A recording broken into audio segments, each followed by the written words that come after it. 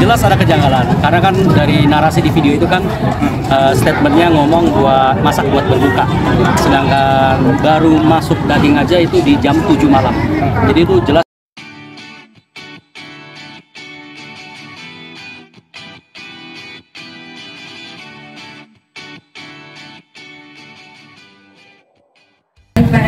Jadi kalau menurut aku sih dari kontennya Willy Salim ya, sebenarnya habis ini aku ketemu diundang di podcastnya Deddy, Om Ded, dan ketemu dengan dia, dipertemukan dengan dia. Yang aku nilai, yang bisa aku lihat sih, memang di kejadian itu semua persiapan itu nggak matang. Jadi mungkin WS ini datang ke sebuah lokasi nggak mensurvei. Kalau biasa kita mensurvei dinamika di lapangan seperti apa, dan dengan alat-alat yang menurut kita ini tidak proper, akhirnya timbullah kejadian seperti itu. Ada kejanggalan nggak sih dari pandangan Kak Bobon sendiri dari konten tersebut, atau mungkin bukan konten dari masak tersebut? Jelas ada kejanggalan, karena kan dari narasi di video itu kan statementnya ngomong masak buat berbuka, sedangkan baru masuk daging aja itu di jam 7 malam. Jadi itu jelas sudah bukan buat berbuka.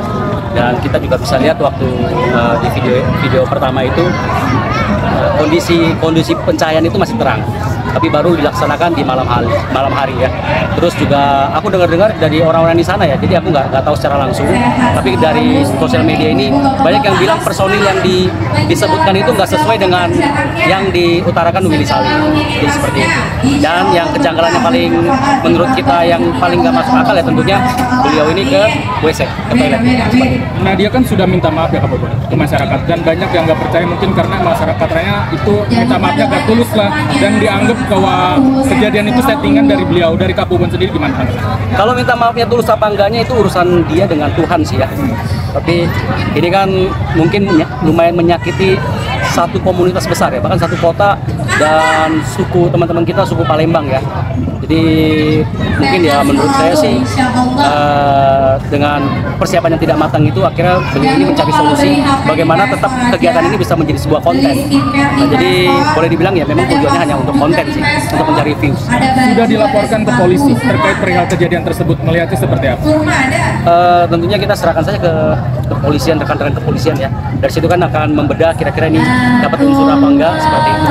Ya kita harapin masyarakat Palembang ya bersabar dengan ujian seperti ini ya, dan kita harapin kedepannya konten kreator nggak banyak lagi yang melakukan tindakan-tindakan yang merugikan komunitas besar seperti itu. Sedikit kecewa gak sih dari kamu sendiri, kan pribadi seorang yang banyak berbagi dengan orang-orang lain, tapi tiba-tiba dengan kejadian tersebut membuat orang tuh mungkin ada gimana gitu mungkin.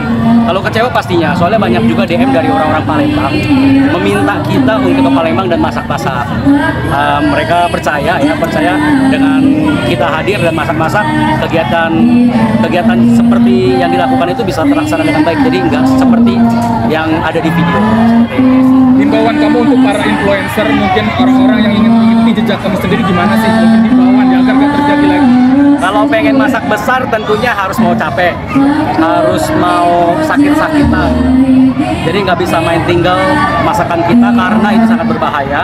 Apalagi ini berinteraksi dengan ratusan masyarakat ya. Ya, kalau pengen masak besar ya kerja dengan hati. Thank you ya.